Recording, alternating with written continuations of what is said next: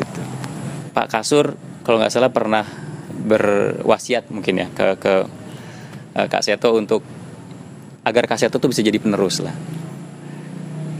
Saya nggak membayangkan kalau Pak Kasur masih hidup saat ini, mungkin sangat bangga dengan Kak Seto. Apa yang paling berkesan Kak Seto dengan Pak Kasur? Iya, beliau adalah guru besar saya. Beliau adalah idola saya yang membuat saya seperti sekarang ini, yang paling utama. Saya ingat waktu 19 September tahun 1970. Ada kursi mungkin bisa sambil duduk? Oke, waduh, saya atau ya. Atau bisa saya ambil kan, nggak apa-apa Kak Seto? Boleh. Atau saya ambil kursi yang sana. Nggak apa-apa Kak Seto. Ini kita ngalir aja Kak Seto. Ya. Ya.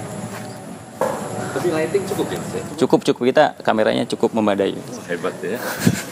Iya. Ya Kak Seto, biar nggak pegel-pegel amat Kak Seto. Oh, iya. Atau backgroundnya sana? Biar ganti background. Udah. Oh iya. Ya. Monggo. Ya. Ya Kak Seto, tadi guru besarnya. Iya, guru besar jadi saya ingat waktu itu saya masih memberesi angklung di sebuah loteng kediaman Pak Kasur. Lalu sambil ngobrol begitu, saya sebagai asisten beliau, tepatnya tanggal 4 April 70, lalu 19 September tahun 70, beliau di loteng itu mengatakan, "Dik," beliau manggil saya adik, "kalau saya mati, adik yang harus melanjutkan perjuangan saya." Kata-kata itu betul meresap, dan itu saya tulis di buku harian saya. Saya waktu itu sudah senang menulis buku harian, jadi saya ingat tanggal-tanggal pertemuan itu. Dan ya sudah, akhirnya ya jadi apapun juga. Saya pernah ditawari jadi bupati, saya pernah jadi anggota DPR. Saya bilang, biarlah saya jadi babysitternya anak-anak Indonesia. Jadi tukang ngomong, karena saya ingin tadi membalas budi, membahagiakan semua anak-anak Indonesia supaya mereka bisa tumbuh dan berkembang dengan optimal menjadi anak-anak unggul di masa depan. Jadi tadi kalau bisa dibilang ada dua ya. Pertama, guru besarnya tentunya Pak Kasur.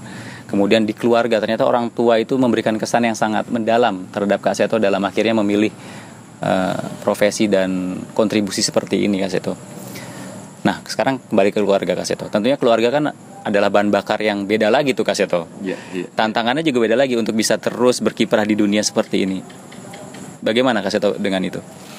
Iya, saya juga mempraktekkan itu ya. Jadi 4 anak saya memilih profesi yang saling berbeda juga. Gitu. Jadi bahkan pernah anak saya waktu yang pertama itu tinggal 6 bulan mau ujian SMP, tiba-tiba mogok sekolah. Padahal dia di sekolah yang berstandar internasional, gurunya dari Amerika, dari Australia dan sebagainya, tiba-tiba tinggal 6 bulan mogok sekolah. Sempat dipaksa oleh ibunya untuk tetap ayo sekolah, ini sekolah mahal. Lalu dia bilang, kalau aku dipaksa sekolah, aku lapor ketua Komnas Anak, katanya gitu. Jadi daripada perang dunia di dalam rumah, akhirnya sudah. Akhirnya saya coba toleransi dan sebagainya. Oke, aku mau belajar di rumah aja. Dia punya ini, nanti ujiannya ujian paket gitu. Dan benar, setelah ujian pulang ujian dia bilang, asik ujiannya, ada mbak-mbak pembantu rumah tangga, ada satpam, ada satpol pp, ada pokoknya macam-macam gitu. Jadi ada pengalaman yang bagus juga. Begitu sudah lulus, dia mencoba lagi sekolah formal. Dia masih melihat ada anak yang dipukul, ada anak yang dihukum lari keliling lapangan berapa kali. Dia juga protes, kenapa aku nggak terus mengembangkan apa yang kemudian populer dengan homeschooling. Dia aku belajar, tuh maksudnya anak dia anak itu. Jadi akhirnya dia merintis itu. Dalam 2 tahun sekolah di SMA, dia lompat kelas dan bisa ujian SMA waktu itu, ujian paket C, dan lulus. Kemudian masuk di sebuah lembaga di sekolah perguruan tinggi desain di Malaysia.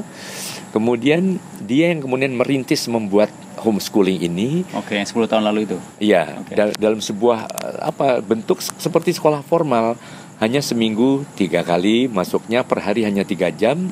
Tapi hasilnya ada yang diterima di kedokteran UI, di ITB, bahkan ada satu di Harvard di Amerika Serikat. Lulusan dari pendidikan homeschooling ini yang ramah anak, yang membuat anak belajar dalam motivasi internal yang sangat tinggi. Artinya pendidikan tinggi juga sukses. Tadi ada beberapa juga yang menjadi seniman juga, jadi bintang film juga.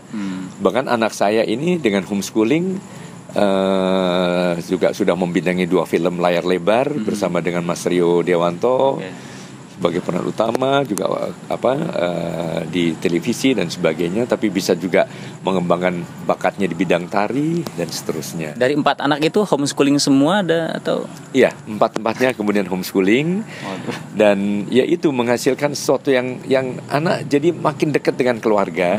Kalau sebelumnya waktu sekolah yang dari pagi sampai sore stres, kadang ribut, berantem dengan ibunya dan sebagainya, akhirnya sekarang jadi sahabat semua gitu. Oke, Kak Seto, sambil jalan lagi Kak Seto, mungkin ada yang ingin Kak Seto perlihatkan mungkin sambil jalan?